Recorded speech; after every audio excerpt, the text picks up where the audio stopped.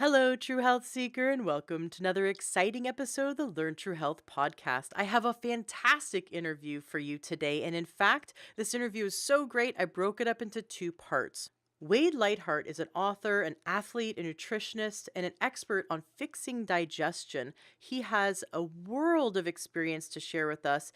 And so, for the first half, for part one, which is today's interview, we discuss how to be healthy and maintain or even improve our health in times when we are out of our regular routine, like traveling or during the holiday season, which is so appropriate because the holiday season is upon us. But there's always times throughout the year when you might be traveling or when your regular routine might be upset. And so it's great to implement his teachings. And he brings a world of experience because he himself lived out of a suitcase and traveled for 7 years while maintaining and improving his health.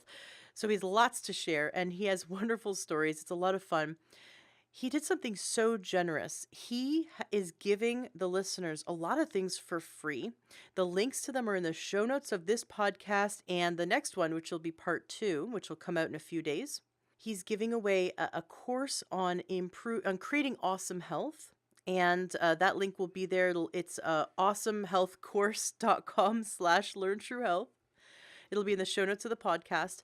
He's also giving us access to something he only gives his customers. So he's giving it to us for free.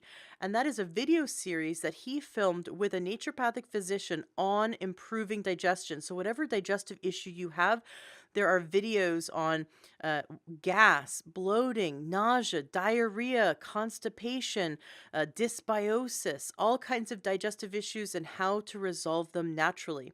And he's going to give that to you, the listener, for free as well. He's giving me the link.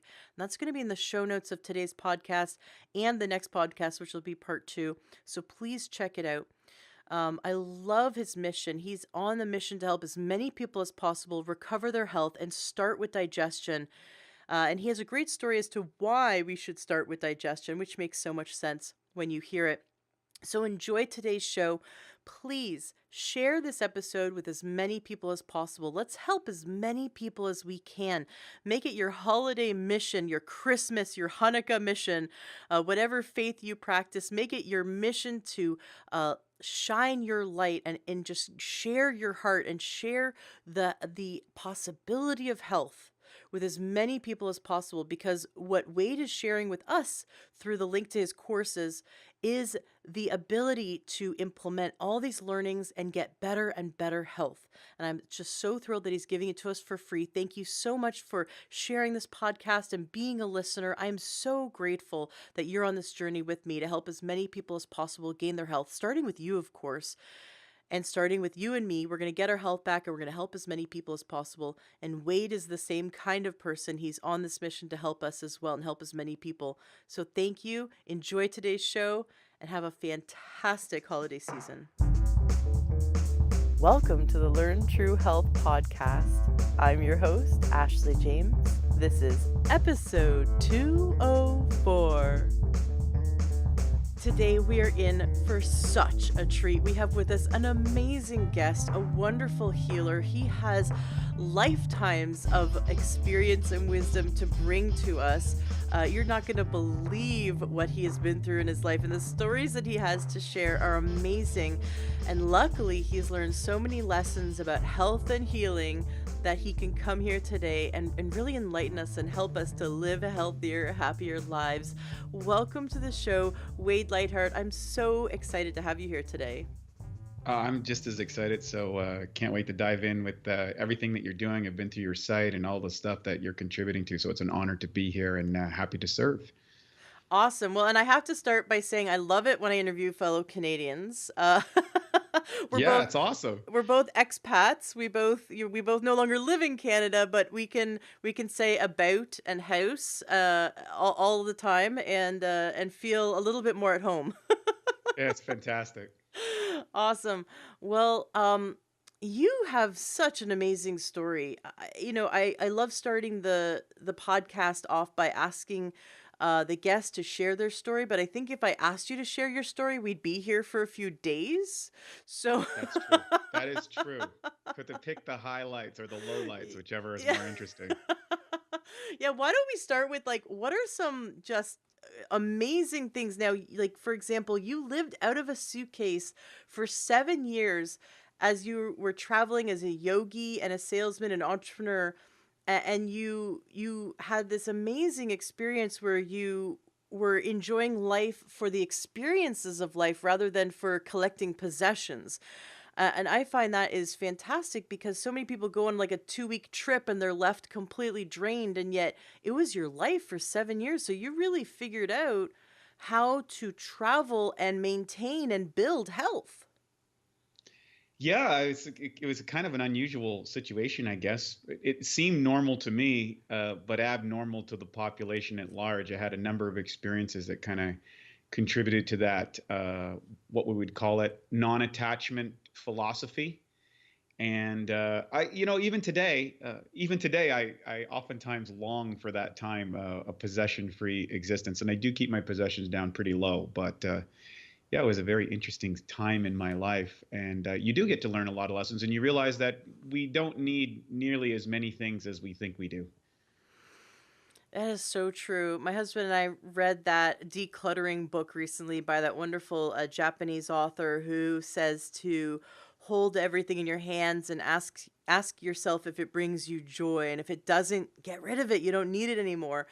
And we started with the kitchen, and I could not believe. Oh yeah, we started with our closets in the kitchen, and we ended up donating like giant like over 30-gallon garbage bags, something like 7 or 10 of them were to the local thrift store that we no longer needed, and it was simply just clothing and a few items in the kitchen, and now we can actually walk into our closet and see our belongings, and we can walk into the kitchen and find exactly what we want instead of all the clutter.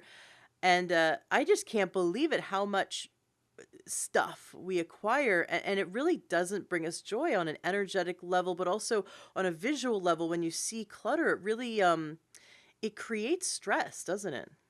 It really does. I always say it takes up mental RAM in our brains, even if we don't think about it. It's taking up space in our minds. So I always can tell where my state of mind is based on how much clutter is in my environment. So the more, if I'm a little bit stressed out or a little bit around and I get cluttered, I go, oh, I'm not, you know, mentally, where I want to be. And then my next move is to declutter that environment, get rid of all that stuff and go back to kind of that, no space or no mind place.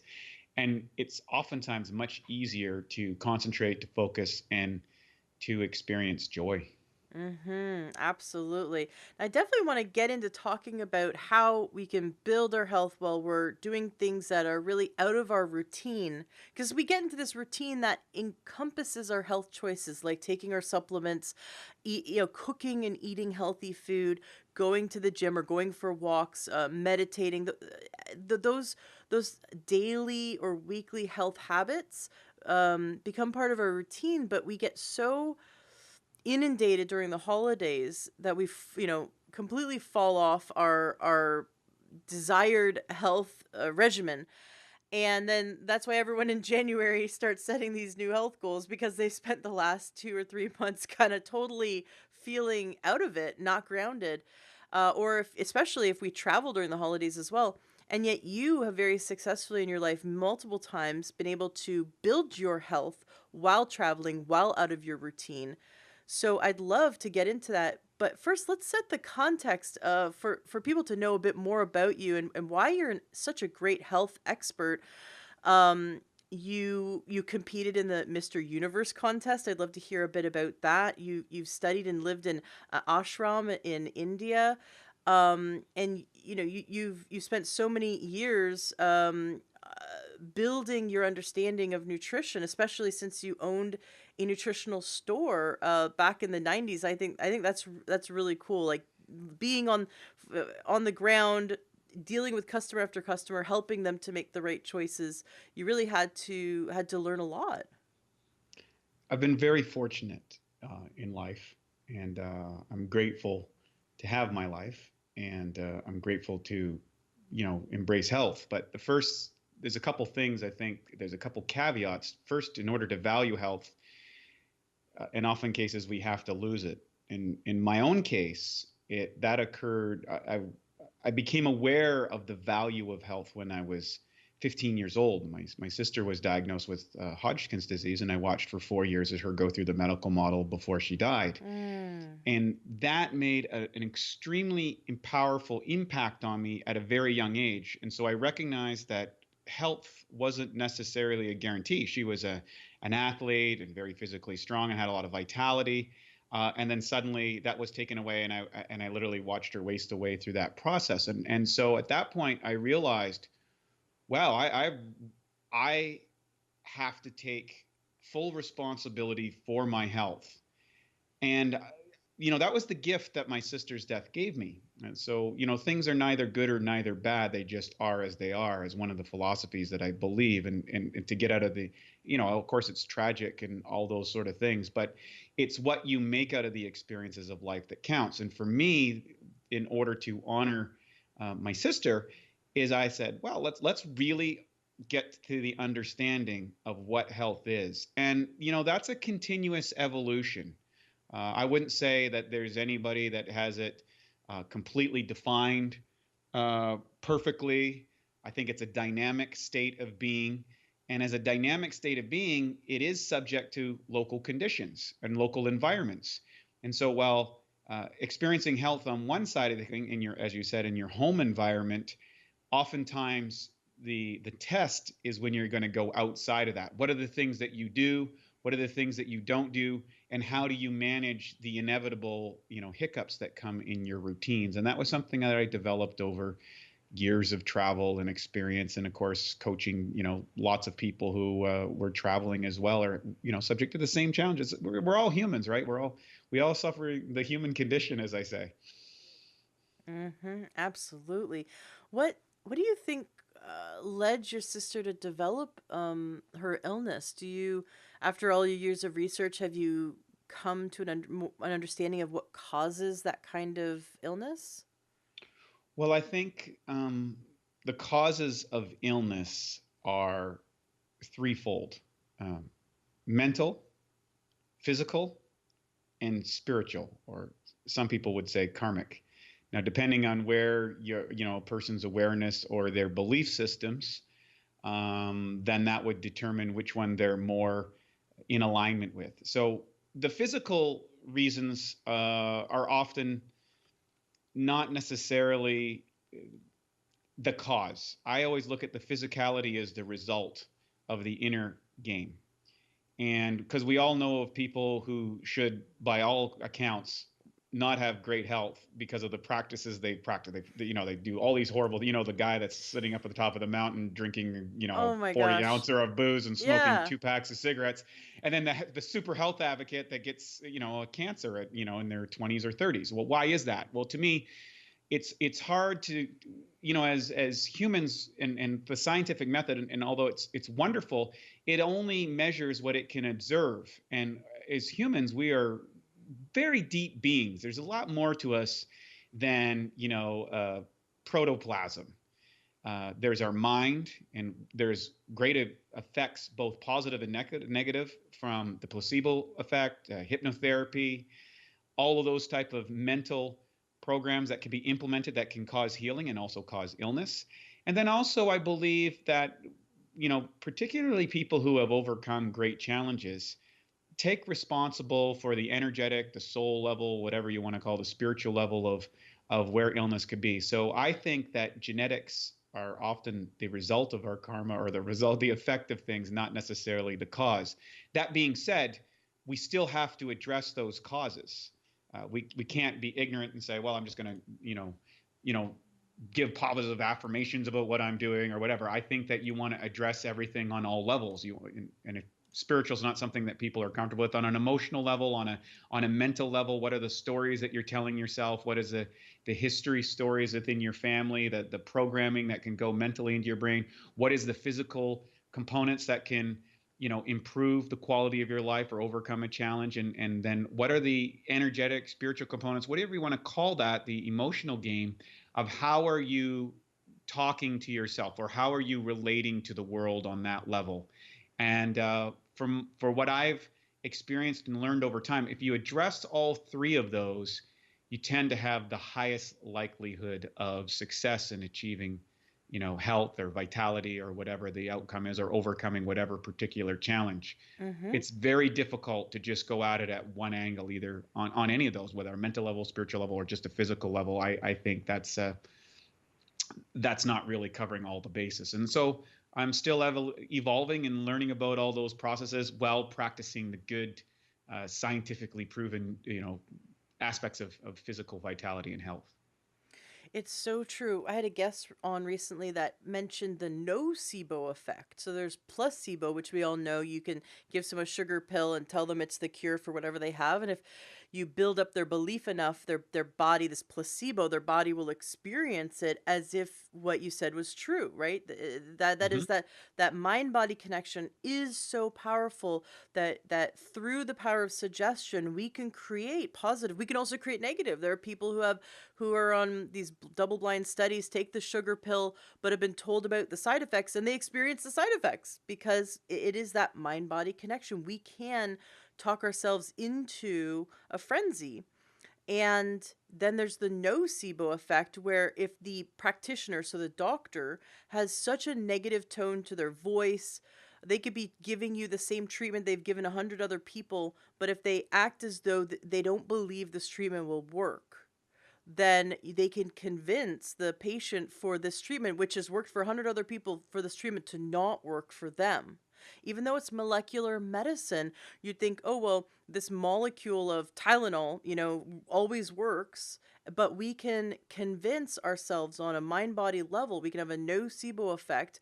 We can convince ourselves to override the molecular medicine and have it not work. That's how powerful the mind is. So I love that you bring up that healing is not just physical, that we need to consider our mindset and our spirituality. There have been a lot of studies where people who have a faith-based lifestyle, doesn't matter what religion, but if they have a faith-based lifestyle, they have a better recovery, a faster recovery from surgery or from an illness, from recovering from an illness. And that's part of that mindset.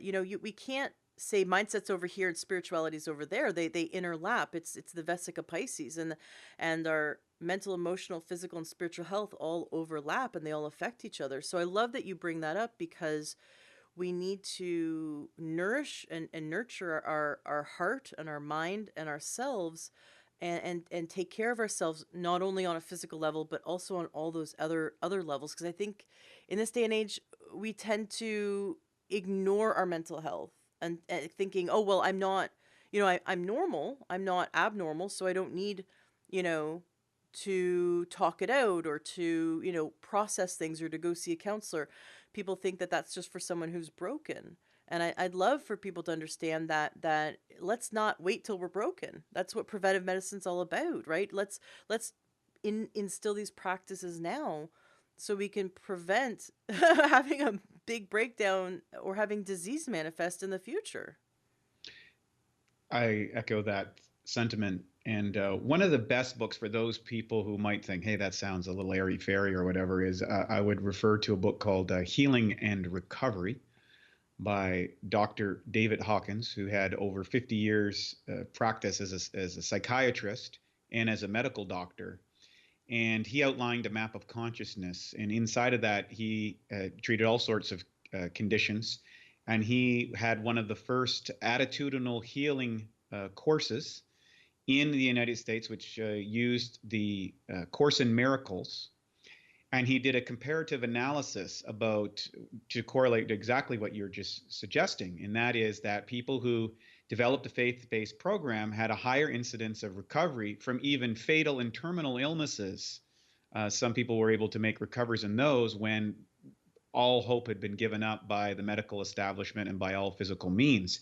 And yet they were able to recover through improving their relationship with themselves or divinity or spirit or whatever you want to call it, or even their own attitudes. And it's fascinating work, and it shows all the tricks that our minds actually play with us, how we get programmed. For example, he talks about the second that a disease solution starts being propagated on television and a medical treatment for it, the incident of that diagnosis happens Mm. higher amounts in the population. And the same thing if a celebrity comes out with a form of disease, the incidence of that disease in the population increases. Mm.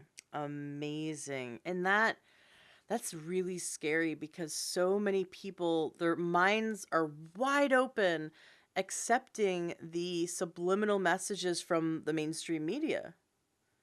Well, one of the things that I've learned in my practice of health, and I call it like literally, I become acutely aware of how suggestions are influencing my mind in health. And that comes from both the medical side, from the holistic side, from whatever. I'm very cautious, and I literally put up kind of like a mental screen or filter and run it through me. Does that feel right? Does that seem like truth for myself? Mm. And to me, I think it's the only defense in a world where we're getting continuously bombarded on a subconscious level with messages that probably don't serve us on a health wise or a social level or a friend level or even a self-worth level.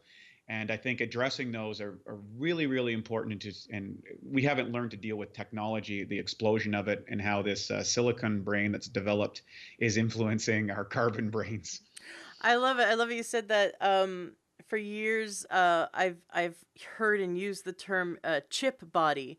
You know, we have our mental body, our emotional body, our spiritual body. Now we have this chip body that we plug into, whether it's the cell phone or the laptop. But you're right. We have access to information so quickly. Um, I do health coaching, and I've had some of my clients go, I Googled my symptoms. I'm like, yes, of course it said you have cancer. Like, you could Google any of your symptoms and the Google will tell you you have cancer. Like, it's Yes. going to go to the worst place. And yeah, it's very scary that we can Google our symptoms and all of a sudden it's like, oh, I think I have this. What if I have this disease? What? And I've done it too. I've been up at 2 in the morning going, okay, I've got a headache and I'm this and that. Oh my gosh, and it tells me I have these weird exotic diseases. So we can really scare ourselves into information overload when it comes to our health, and that's why we should definitely always see a holistic healthcare practitioner to help us rule out and get on the right path. Make sure that we're not doing an infection or something like that. Um, but coming back to that, so you're an author, you're an athlete, you're a nutritionist, and you're also an expert on fixing digestion. I know we could definitely have you back on the show just for that alone. um Tell us a bit about your professional background. When did you become a nutritionist, and how did you implement that into your life? Did you work with people one on one, or did you become a nutritionist so that you could help the masses through your writing and through your supplements? Great question. So there was an evolution, as it is with everyone. Uh, I got interested in the same time that my sister got diagnosed with cancer. She gave me a bodybuilding magazine. I was 15 years old, and I started reading about building up muscles and all that sort of stuff. So I started taking an interest in, I would call it performance-based nutrition at the time, because it was for a particular goal. Now, I made the mistake that thinking that being a bodybuilder was a healthy pursuit, and that's not necessarily the course. No, no, no sporting pursuit is a healthy pursuit. Whatever, it's a performance base, and there's a difference between fitness and health. Fitness is a component of health, but it's not the whole enchilada. I know thousands of athletes literally who are extremely fit and not healthy on any level at all. They just have a great ability to perform work in a particular related to a particular sport. You see this all the time. If you look at that, most careers in sport end relatively early comparative to the length of life that we experience. So I started out in that, and I went through 4 years, just kind of studying and learning from various people in that industry. And then I went to University of New Brunswick, studied exercise physiology and nutrition, and felt that the work I learned there, although provide a great background and base, there didn't seem to be any unified component. In other words, there was like a mishmash of ideas or concepts or physiological or biological processes, but there was no, hey, this is how you become healthy. And so what I started to do is I started to look to people who were producing the result that I wanted.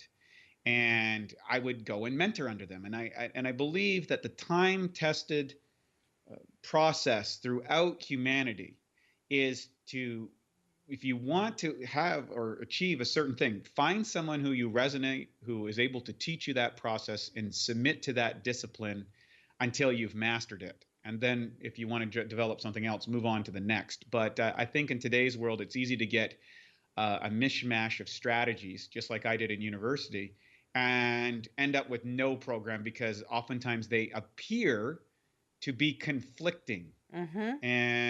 And the reason why that is because, of maybe what the outcome is, or the experience base and biases of that particular person. Because oftentimes when you do an interview, and I'm sure you're aware of this all the time, you're generally speaking with what I call the bell curve range of results. You're saying, well, if I make a statement, we know that 70% is going to be in the positive results. 12 and a half on each side of that are going to be, have outstanding positive results, or outstanding negative results. And then there's like the little 2.5s on each side, which are just going to be someone overcame a major illness that was incurable, and the other person took it and thought they were going to die when they tried that. Mm-hmm. And so that's the truth for virtually everything that everybody hears. So by submitting to someone who's producing the process that you want, or is experiencing what you want to experience, what you can do is it allows you to focus to get enough of the information, and more importantly, the practices. It's not enough to just get information. That's great.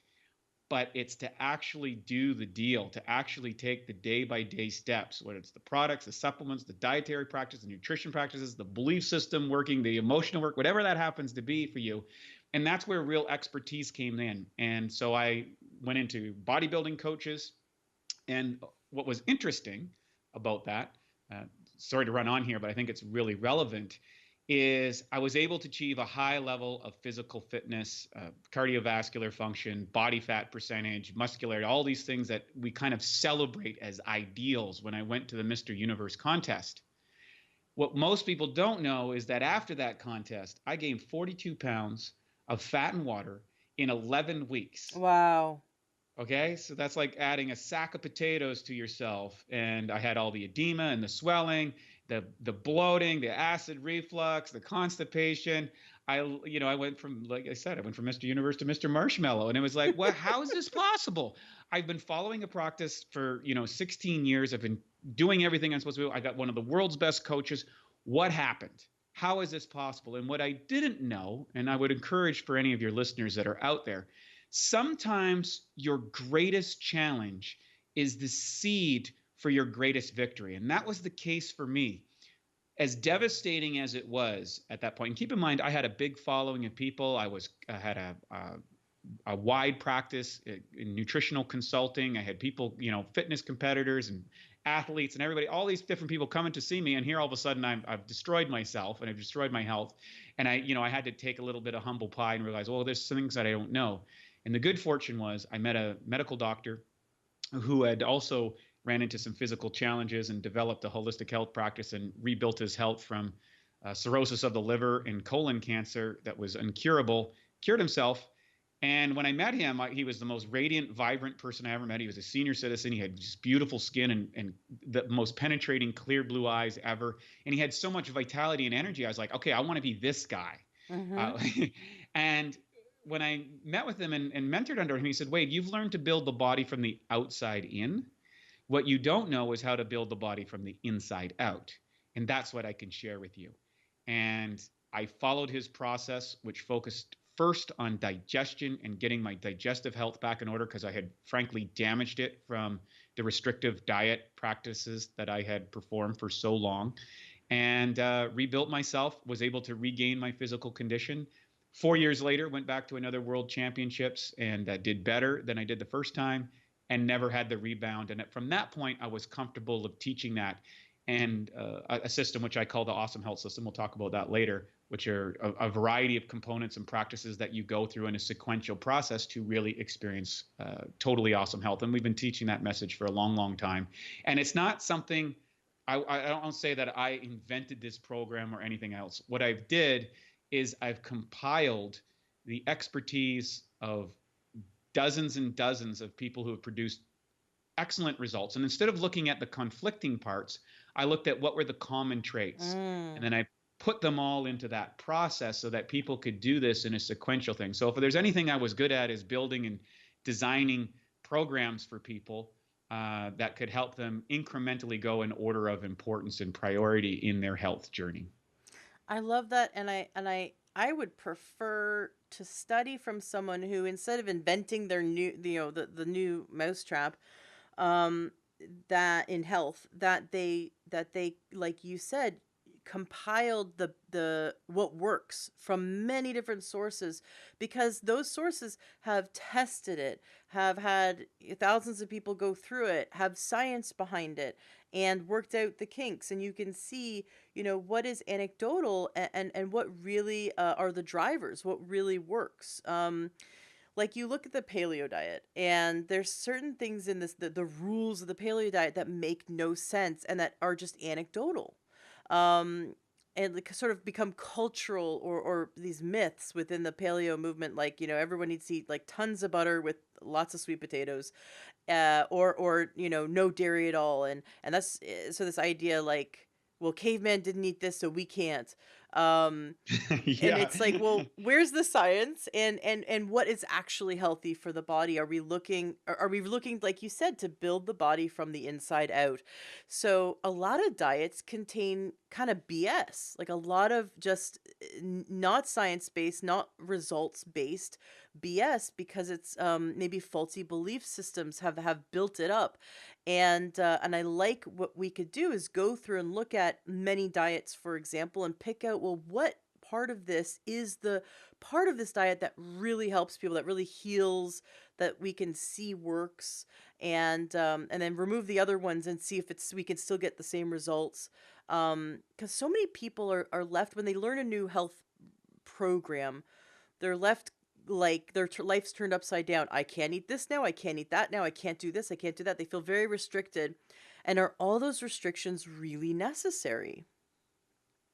Well, it's you bring up a really valid point. I have of course, if you've been in the industry as long as I have, you get all these little pet peeves, and people go, okay, well, it's the paleo diet. Well, first off, if I was living in Northern Europe versus the savannas of Africa or the tropics of South America, my diet is going to be relative to that environment. So saying Mm-hmm. that caveman ate this or these people ate that is totally irrelevant and has nothing to do. It's more of a marketing ploy. And I'm not here Yeah. to bash something, but it's a great story, but it doesn't hold up.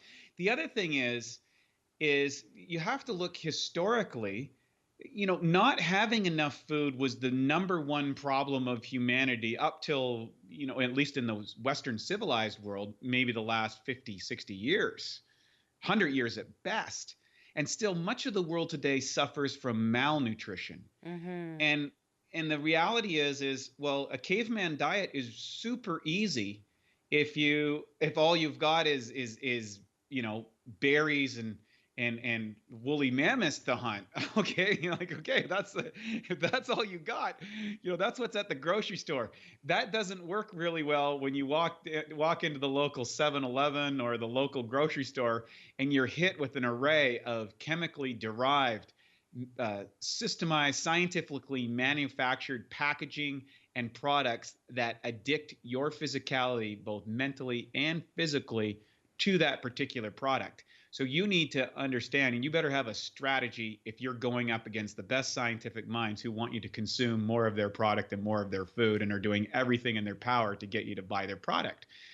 So I think you're right in saying that it's whenever you get into a rigid position in martial arts. If anyone studied martial arts, a rigid position is a position of weakness. One needs to be, as Bruce Lee said, like water. You want to, if you put it in a teapot, you become the teapot. If you put it in a cup, it becomes the cup. You put it in the glass, it becomes the glass. And as humans, We need to be able to understand how to extract optimal health out of the environment that we find ourselves in, regardless of what potentially are the food products that we have, or the local, health availabilities, whether it's a fitness gym or, a walking environment or whatever that happens to be. You hit the nail on the head there so hard and so accurately. I mean, I'm surprised I didn't fall off my chair.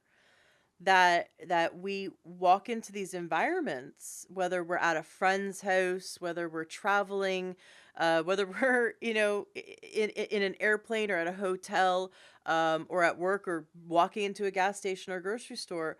We're in these different environments. These environments are filled with marketing that has billions of dollars behind it.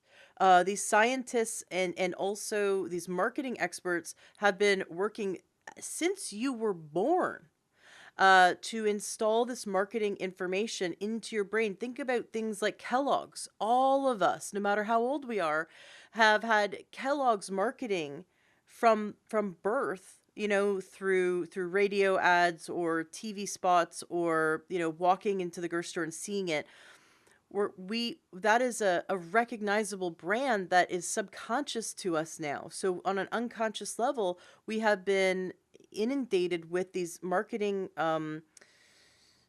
Memes, Yes, memes. thank you. Yes, so much so that when we're hungry, uh, we unconsciously will go to what's familiar. That's part of our survival, because those berries over there 10,000 years ago were familiar, and so we knew we wouldn't die as a result. So familiar food means safety, and if they can market to us enough, then we feel safe eating it. And so there's an emotional component, a survival component. We have to kind of go against our instincts to eat a new food, right? And to change a new routine, because new routine might mean failure, and failure might mean death. And so what I love what you said is that we have to become like water. We have to have the behavioral flexibility to be able to be in any situation, in any environment, and to be able to stay in control and make those right health choices. I always say to people, I guarantee if you take the caveman, put him in the 7-Eleven, he's going to have a sugar frenzy. He's going to eat those products. So, the whole system breaks down at that point. As soon as the caveman walks into like, can that guy produce health in this environment? And the reality is, of course, he can't. He's going to fall to the same traps we all are. So the question is, as civilized beings, how do we how do we just look at the environment as it is, not making it bad, not making it good, just making it as it is, and removing the emotion or the psychology or whatever. And it's okay to use, the concept of an idea of paleo, or whether it's a high fat diet or whether it's a vegetarian, whatever that philosophy that you gravitate for, and it has some rules or practices. That's great, but just be careful that it doesn't become dogmatic.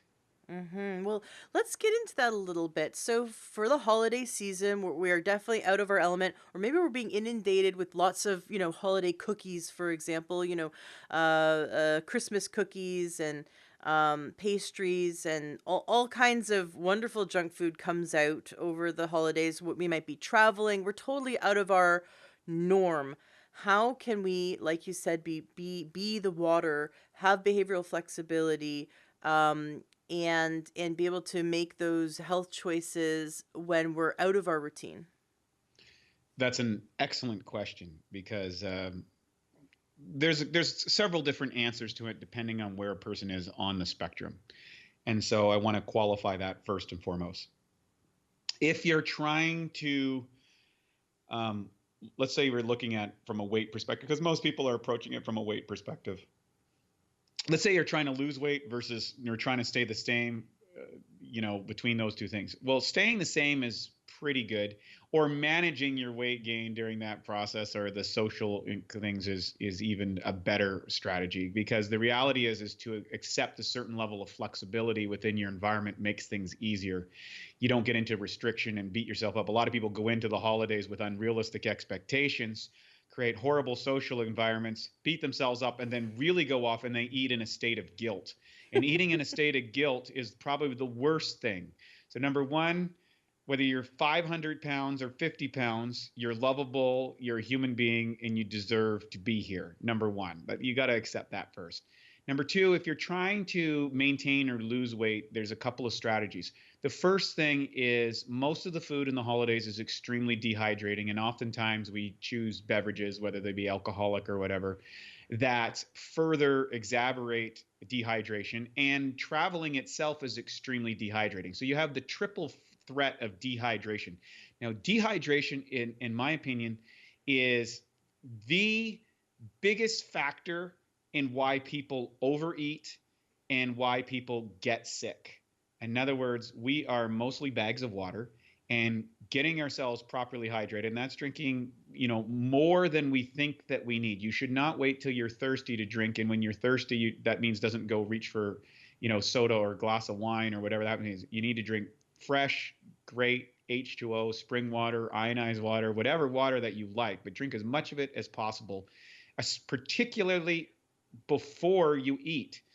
So one of the strategies that I do that's simple and easy that anybody can do is upon rising every day during the holidays, wherever you are or traveling, drink 1 liter of water, or 1 quart if you're in the States is fine.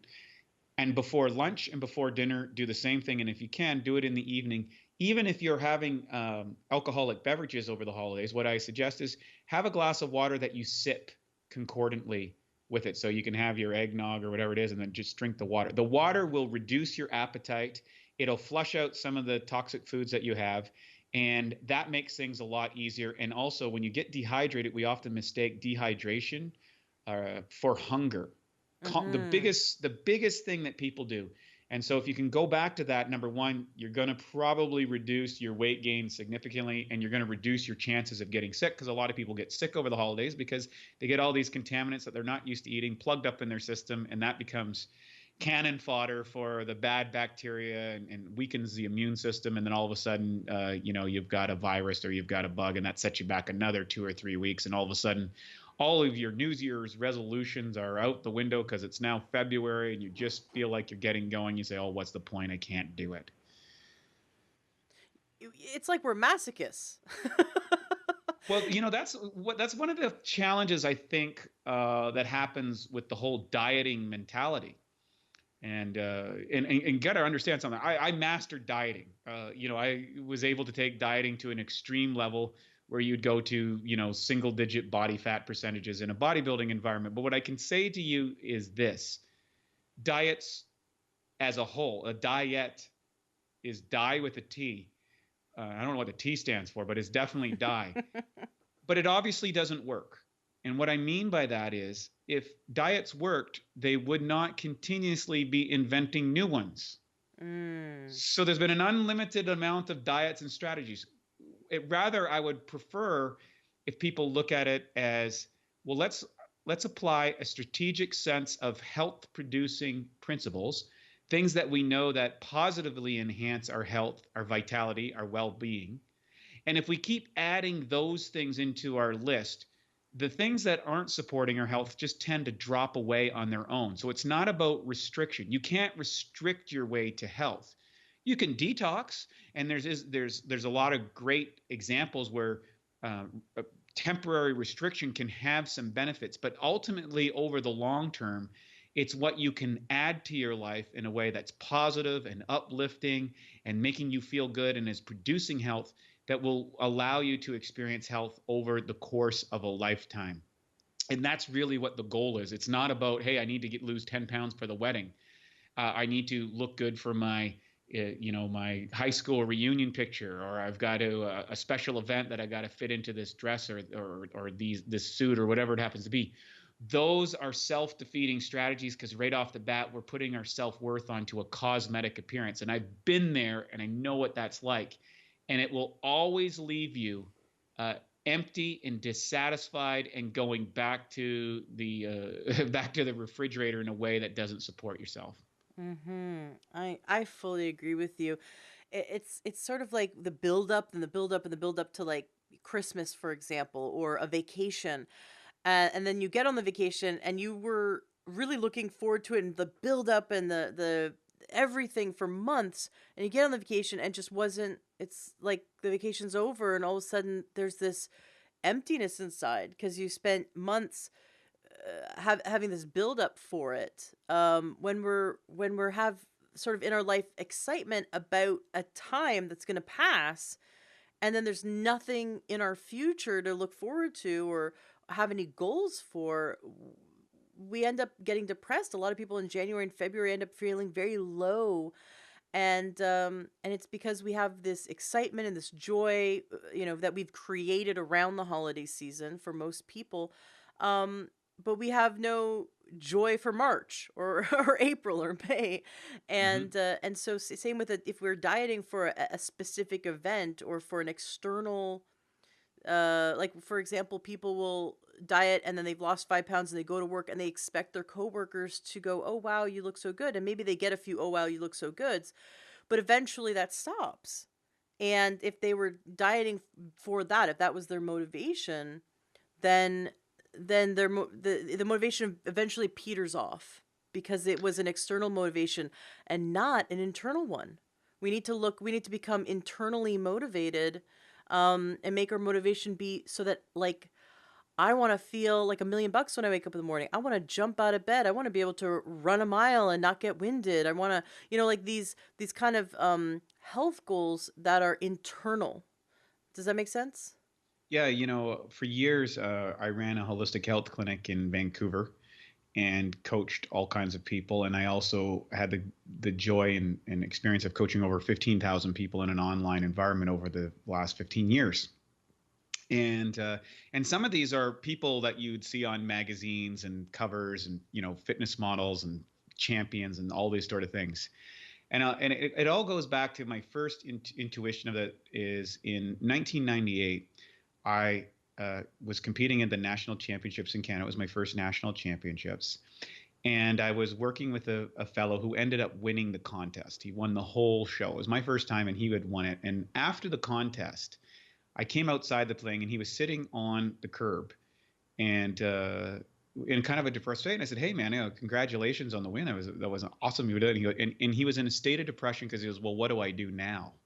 And Mm. what I realized is at that point, he had put so much effort into that one particular outcome, that an externalized outcome, that it was depressing. And you see this with athletes post contest depression. I've coached hundreds of fitness competitors who most women would kill to have their bodies, and some of them are genetically advantaged. And I can't tell you how many of them had distorted sense of values, the need for overt amounts of acknowledgement, and a variety of eating disorders. And often, and I get to know them after the contests, and after the lights go down and after the photo shoots are over. And many of them are actually suffering from deeper states of uh, health issues than the population would even possibly imagine. And so I think it comes down to, in psychological terms, and no matter how far you go down the holistic health world, you end up studying the psyche. You end up studying Mhm. psychology. And there's two different types of mindsets. I forget the doctor that discovered it. There's the fixed mindset and the growth mindset. And the fixed mindset is looking for a specific outcome for whatever it's external reasons, acknowledgement, maybe the achievement of something, whatever that is. And then there's a growth minded concept. And the growth minded concept is one, I think, that allows you to experience health in its holistic form. And that is, not everybody is designed to be a fitness champion, or not everybody is designed to look like a model, or not everybody is, designed to look like, to be in the NBA or something. But what you can do is you can take what you've been given, and you can develop joy out of the progressive realization of health, or the progressive realization of your health goals. And so it doesn't matter where you are on the list, as long as that you are producing and a better result than you did before.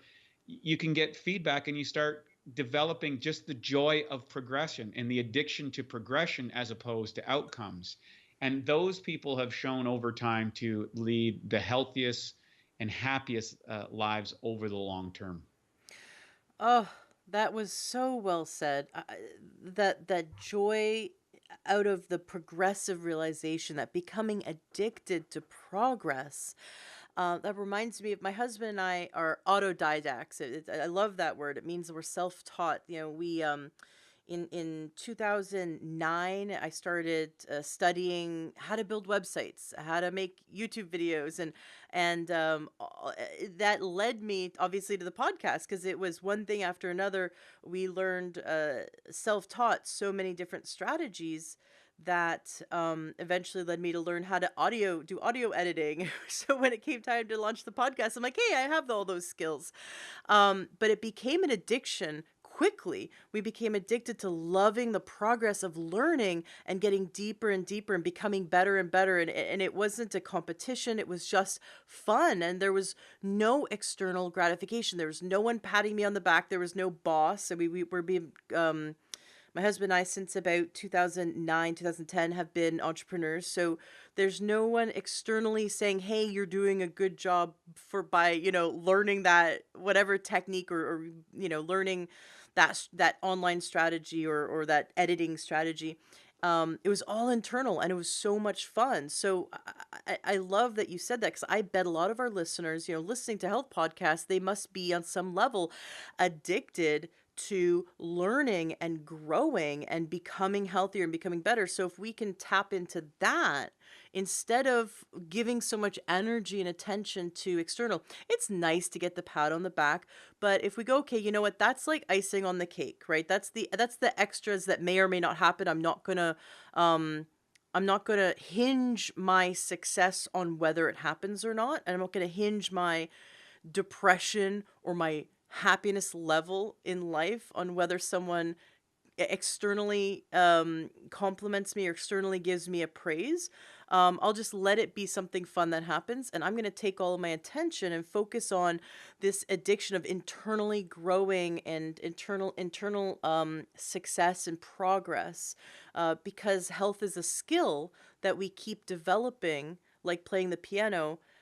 Like a muscle we keep building, and so we can never be wrong or bad for where we are. It's simply a skill level we're building. I love that you bring that mindset, because it's from there and that mindset that then we would begin to take actions, and our actions then dictate our results, and that then comes into the physical. So whether we go to the gym or not, or go for that walk or not, or meditate, or take our supplements, or cook and eat a healthy meal, those actions will depend upon our mindset. Because if we're depressed and we're, feeling really bad about life, we're not going to take the actions necessary to build our body from the inside out, right? Absolutely, and for me, it's I always try to adapt the contrarian. I think I'm naturally a contrarian, and that is, well, if everybody's doing this in the holidays, beating themselves up, drinking a whole lot, creating all these problems, I'm going to try the opposite and see what happens. And for the most part, it's a pretty strong strategy. And then from there, that was the starting point. And then it was like, okay, well, how do I optimize this? And so going back to your original question about holidays, how do you handle it? Well, number one, hydration is key everywhere you go. Make sure you drink lots of water. Number two, I think there's two strategies depending on your particular metabolism and your dietary practices. So, for example, one of the strategies that I'll employ during the holidays is I do intermittent fasting, because I know that I won't eat in the mornings, because I know I'm gonna and I'll go exercise during that time. Like I'll get up, I'll do an exercise for breakfast, because you know what? I know that my mom is going to bake a bunch of things that I'm going to eat that aren't on my normal diet. And I love the social part, and I'm not there to say that I'm all perfect all the time, or I'm some guru that's got all down. No, I do those things, but that's how I manage that. After that, I know the next morning I'm going to get up and I'm going to try and burn off some of those extra calories. I'm going to go for a walk. I'm going to go to the gym. I'm going to make sure that I get enough fiber in my diet. I'm going to make sure that I get enough protein, and I'm a plant-based guy, so that's always something you have to be more conscious about, because most people are getting lots of protein in their diets during the holidays with turkey and all that sort of stuff, but I don't consume those things. And that's not a bad or good or anything else. It's just what it is for me. So I take those into the fact. The other thing is, if you're, I have a girlfriend who's much more sensitive in blood sugar. So that's not a strategy that can work for her. For her, she has to make sure that she has a relatively high fat diet in the morning, might be some nuts or things like that, to stabilize her blood sugar so she doesn't get into trouble later on when some of the other, the Christmas treats start to come out. Because if you came into that in maybe the way I do, it wouldn't work out as well for her. So we're polar opposites, and we both are able to navigate the holidays happily, because we know the strategy of how to survive and thrive in the environments that we're going to be subjected to. And the other thing is we're really clear about not developing a guilt conscious about whatever I'm doing. Mm. And that's an ongoing process. That's not something that I think I'm always checking myself, on that one, because it's very easy to kind of identify ourselves with a certain diet or a certain strategy or a certain way of living, or see ourselves as a certain person. And when we come up against maybe the question of how we define ourselves, it's like, well, I don't do that, or I'm not that way. And then if I do something, then there's all the guilt thing, because now it becomes, I've identified with this certain I don't know what you would, an avatar, if you will. I've become the avatar of the paleo guy, or I'm the avatar of the intermittent fasting. I'm the avatar of the bodybuilder, or I'm the avatar of the vegetarian. I become this avatar, this kind of artificial creature that doesn't exist, who is the ultimate expression of whatever philosophy I'm flying. And if I somehow don't live up to that, obviously I'm a bad and evil and corrupt, guilty, hopeless person that'll never make it in life. Well, you got to really watch that, because the mind will just absolutely go haywire. And I think a lot of people, what happens is, after the holidays, they get hooked on the euphoria of the social experience, the old patterns of behavior, the all kinds of dietary stuffs, the change in physicality. And guess what? They come back and they go, why did I do that? I don't understand. I'm no good. I'm not worthy. I'll never make it. And those are not good starting blocks for someone who wants to achieve health. So that's one of the things. And of course, for me, unlike most people who don't exercise, or get away from exercise in the holidays, I've tried that. And I found that I just gained way too much weight too fast. So I exercise virtually every single day during the holidays. I make it, because I'm not working as much. I make my work schedule, okay, I'm really gonna, and I push it over the holidays to kind of increase my caloric expenditure, because I know I'm gonna take in way more calories than I need. Mm-hmm. Hey, if we've got 2 weeks off work, get your body moving so that you can Absolutely. have that second serving of turkey or whatever.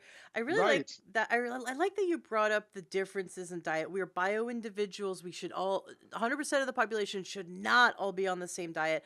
I love that you brought up that your girlfriend, for example, because she has blood sugar issues, consumes more healthy fats like the unsaturated fats from nuts and even from fish, have been proven to help maintain healthy blood sugar, instead of if she had like oatmeal, for example, or sweet potato.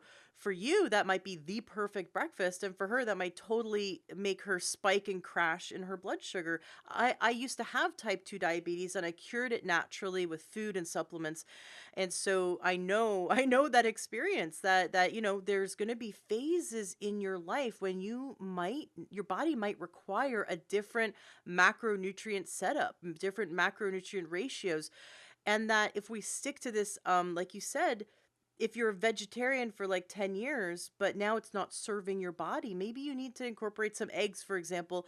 But if you have this belief system, you're living in this old belief system. Now, what was healthy is no longer healthy for you, right? Or if someone has a belief system that fat is bad for them, right? Because we've been taught for so many years that fat's bad, fat's bad. Well, what kind of fat? People just say fat, but fat from fries at McDonald's and fat from an avocado are like two different, completely different animals. And fat from an avocado is healing and healthy, and fat from fries, obviously not. But people have demonized fat, or now we're demonizing carbs. Mhm. We need to let go of the dogma. We need to let go of the belief systems. And I love that you mentioned that, because those belief systems, or the identity that we've accepted, the avatar we've accepted, I'm paleo, I'm keto, I'm gluten free, I'm dairy Mhm. free, whatever these belief systems we've had, just like we accept I'm Catholic, I'm Christian, I'm Jewish, I'm atheist. What these belief systems, I'm a liberal, I'm conservative. These belief systems, we have to like start questioning the identity of our belief systems and go, "Hey, does it still apply? Am I holding myself to this box or this cookie cutter that really is restricting me, instead of letting me be water, instead of letting me have that behavioral flexibility?" I've been gluten free, very strict for 7 years, and it really serves me. It has really helped my health. But over the summer, I was at this small town, this gorgeous small town, and there was this train festival, and my toddler son, loves trains, so it was fantastic. And I happened to walk into the train station and sit down for a minute with my son as he was looking at all the toys and trains. And there was a large display of pies, freshly baked pies. Now, this is a very small town. Everyone knows each other, that kind of thing. Everyone walks to the grocery store. It's about an hour, no, about an hour and a half, 2 hours away from Seattle. And it smelled delicious. Obviously, I'm not going to eat the pies. They're filled with things that I don't eat. And I was watching this woman continuously count these ballots, and I became curious as to what she was doing, and it turned out she was counting up all the judges' ballots, because this was the town's annual pie contest. I mean, it was a big deal for the town, and I'm sitting there kind of like eyeing the pies, looking at her. She has this concerned look on her face, and she says, "This is the first time we've ever had a tie." And I'm the only other person besides my son, who's like, 2.5, in the room. And she looks at me and she goes, "Would you be the deciding judge in our pie contest?" And That's great. the little fat kid in me is like so happy. You know what I mean? That little kid that just was like, "This is my dream come true." The You're you deciding vote of the pie contest. I mean, come on, you Exactly. can't pass this up. Exactly. And thank God I've been doing this podcast, because I feel like I'm a listener of my own show, because I learn from these interviews. And what I've really learned from so many of these health experts is that we need to have that behavioral flexibility, that, we should be, if gluten is harming us, or if dairy is harming us, yes, we should avoid it, most of the time. But if it's like once a year, you know what I mean? If you have that once in a blue moon experience, go for it, because the experience of life, far outweighs the negative effects of one bite of pie. So anyways, I said yes. There were two pies that were, at a tie, and it was absolutely the most amazing experience. The apple pie did not win, which you would think it would have, but it was a very bland apple pie. And so yes, I had the little bit of the crust and a little bit of the sugar, and then the other one, which was like a lemon, kind of a lemon meringue cream pie, was out of this world, had 20 layers of flavor, clearly was the winner. I have no idea what those judges were thinking. And yeah, I had a stomach ache for about a half an hour, because my body is not used to that. But I had like one bite of each pie. It didn't throw me into like, a 2 month spiral. And it was a story I could tell for the rest of my life. And it added value and experience, because like you said, you value experience over material goods. And I didn't feel guilty about it. I chose in that moment to not hold myself to guilt. I said, I'm not falling off any, made up bandwagon. I'm going to Mhm. enjoy this moment. I'm going to really enjoy forever. I will enjoy this moment. And then I'm going to go right back to eating healthy. And so I think we need to have that water-like flexibility, where we can choose the experience, and we know the benefits, or the costs, right? So yeah, if I were to eat gluten for the next few weeks, I would really not feel healthy. But if I had it once every 7 years, totally fine. So I love that you bring that up, that when we're in the holiday season, when we're traveling, we want to stick to, moving our body, keeping up the exercise, drinking lots of water, Um, but if that once in a lifetime event happens, don't feel guilty about it. Like embrace it and choose to have that experience and then go right back to eating healthy, right? Absolutely. And funny enough, out of that same thread, uh, one of the products we developed was a product called Gluten Guardian because nobody can digest gluten. That's what most people don't realize. It's the degree of negative effects that it causes for people. And we developed it particularly because every year I go home and I don't eat a lot of gluten. I don't feel that I'm super intolerant to it, but I just don't eat a lot. I just kind of naturally don't choose that sort of diet. But every year I come home, my mom like really piles on the gluten stuff. I'm in a little local town and it's pies and cookies and all the bread and all. And she makes like she's an award-winning bread maker, right? And it's like, oh man, what am I going to do here? And so I developed the product for that various reason because I found that I would get a little bit bloated and puffy and weight gain, and then I'd go away and it'd be gone in a few weeks. But other people I knew in my family, particularly, were suffering as you would in that Mm. situation. And I said, well, how do we protect people? And we developed a product that actually does that. We call it Gluten Guardian, which actually will break down the gluten molecule so that you can clearly go into that pie decision. And I'm going to send you some. So at the end of this, make sure I'm going to send you some so that in case that comes up, you'll be able to you'll pick that up and be able to share that with people because, I think it's really profound that you made that decision, even knowing the outcome. Absolutely. And I love, it's so funny. I've heard about that product before, Gluten Guardian, not knowing it was yours, because I've had coaching clients come to me and say, "Hey, can I take this instead?" Right. It's Yeah. And it's not a strategy, if you're suffering from gluten, it's not a strategy for people to go eat gluten and say, hey, I'm going to fix everything by just taking this product. What it is it's an insurance policy if you're in those situations that you can help navigate. And again, it's coming back to being that water. This concludes part one of my interview with Wade Lightheart. Please listen to the next episode that's coming out in a few days, episode 205, for the continuation with Wade. He goes into how to heal the gut, and it's so cool what he has to share and his world of experience. We also go into supplements and food and all the different things we can use to heal the gut, and we talk about the quality of supplements and that there's a huge difference between what you buy on the shelves and what could be bought directly from certain companies.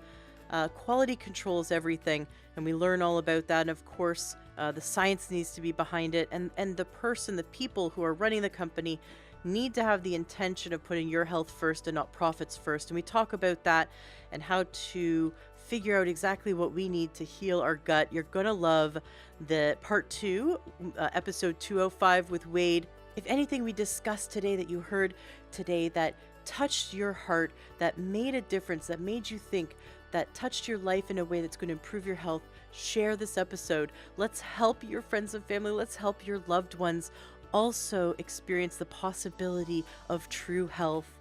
Thank you so much for being a listener, and check out the next episode coming up, 205, the continuation with Wade Lightheart. Be sure to go to the show notes of today's podcast so that you can gain access to the resources that Wade is giving us for free. Just go to learntruehealth.com and check out episode 204 and 205. You'll see all the links there in the show notes of the podcast so that you can gain access to everything that Wade's giving us and get your health back. Thank you so much and have a great day.